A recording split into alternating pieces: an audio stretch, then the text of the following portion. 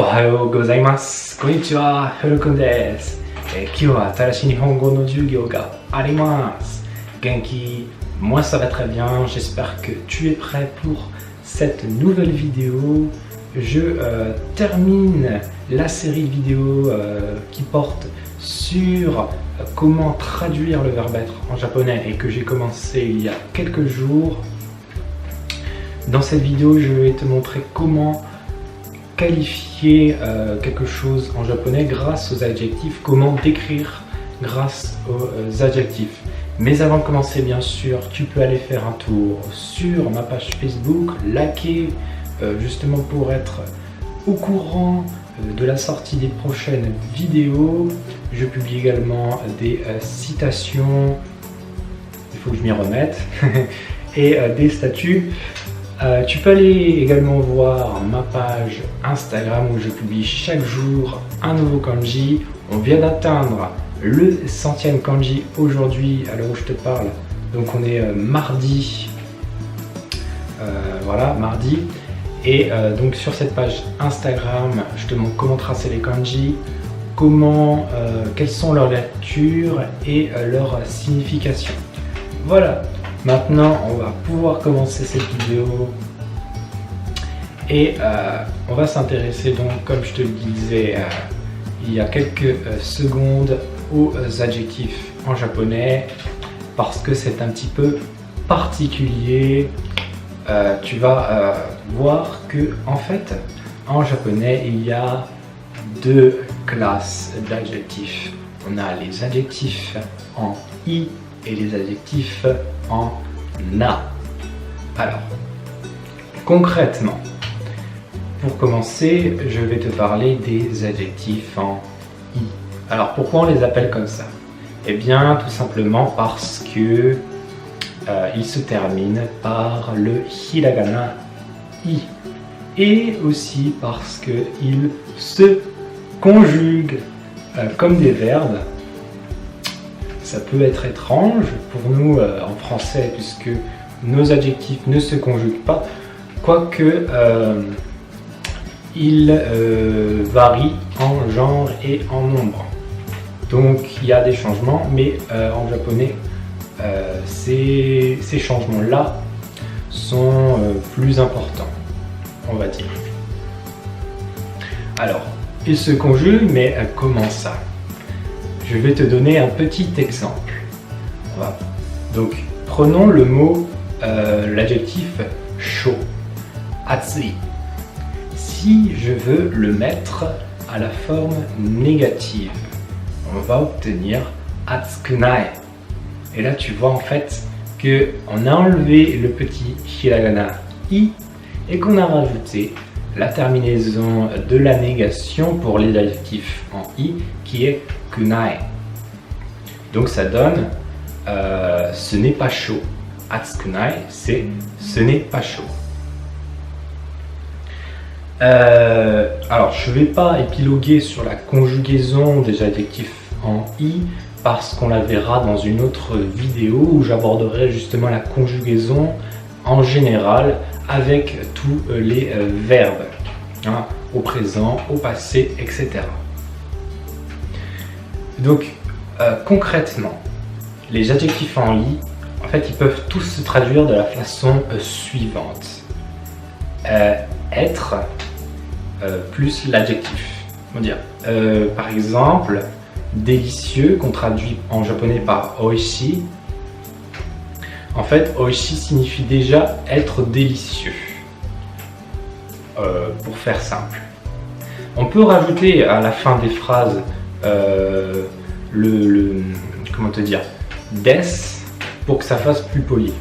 Mais c'est bien sûr pas obligatoire. On peut dire donc oishi desu yo. C'est vraiment délicieux. Par contre, voilà, n'utilisez jamais da. Je vais te donner maintenant une petite liste d'adjectifs en i pour que tu vois un peu à quoi ça ressemble. Alors, tsuyoi qui veut dire fort. Isogashi qui veut dire occupé. Kawaii qui veut dire mignon. Samui qui veut dire j'ai froid. Atarashi qui veut dire nouveau. Oishii qui veut dire délicieux. Chikai qui veut dire proche. Voilà pour cette liste d'adjectifs. Alors, juste avant qu'on passe aux adjectifs en A, j'ai une petite remarque importante à te partager concernant deux adjectifs qui sont particuliers, deux adjectifs en I qui sont spéciaux. Ce sont les adjectifs I qui signifie bon, plaisant, etc. et kakoi qui signifie chic, classe, chouette. Alors, cette remarque concerne leur conjugaison, enfin les changements qui s'opèrent quand on doit par exemple les mettre à la négation ou au passé. Prenons l'adjectif I. Pour le mettre à la négation, on va devoir prendre une autre forme de cet adjectif puisque il en existe une et celle-ci est yoi. C'est une forme ancienne de l'adjectif I qui était utilisé avant. Et on la reprend justement là pour former les autres temps, hein, la négation, le passé, etc. Et donc, à la négation, ça va donner yokunai, yokunai.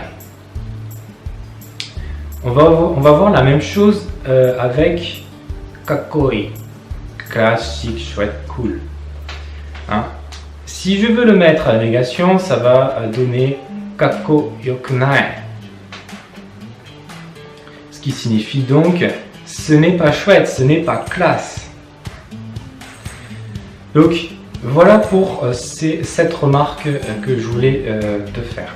Maintenant on va mettre en pratique ce que l'on a appris avec les adjectifs en I, en prenant des exemples dans des phrases.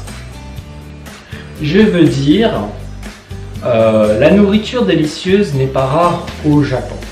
Eh bien ça va donner Nihon ni wa oishii tabemono ga mezurashiku nai. On a deux adjectifs ici. On a oishii qui va qualifier tabemono qui signifie la nourriture. Et on a mezurashiku nai qui signifie en fait ne pas être rare. Et donc c'est l'adjectif mezurashi qui est mis à la négation. Donc voilà. Autre phrase. Je veux dire, je n'oublierai pas cette journée qui a été géniale. En japonais, ça va donner Totemo sugokatta hiro o wasurenai. On a donc l'adjectif sugoi qui qualifie en fait hiru et qui est mis au passé. Sugokatta. On a enlevé le i, on a mis katta. Donc voilà pour ces exemples. Tu vois bien les changements qui s'opèrent quand on veut mettre au passé ou à la négation un de ces adjectifs en i. On va maintenant passer aux adjectifs en a. Alors pourquoi on les appelle adjectifs en a? Eh bien tout simplement parce que ils ont besoin, lorsqu'ils qualifient un nom, d'être accompagnés, d'être suivis de la petite particule na. Et lorsque ils vont être précédés du verbe être, c'est-à-dire quand ils sont attributs du sujet, ils vont attribuer une qualité au sujet, eh bien il va obligatoirement être nécessaire de rajouter des, l'auxiliaire des. Petit exemple pour que tu comprennes ça. Je veux dire en japonais que une force magique a détruit la ville. En japonais, ça va donner Mahoteki na chikara wa machi o bukkowashita. Tu vois bien que l'adjectif magique, Mahoteki, est suivi de na, lequel est suivi du nom qui est donc qualifié par Mahoteki. Je vais te donner maintenant quelques exemples d'adjectifs en na. Ski veut dire apprécier, aimer. Kirei qui veut dire beau. Steki qui veut dire superbe, magnifique. Genki qui veut dire aller bien, être en forme. Kantan qui veut dire simple. Et enfin, shizuka qui veut dire calme.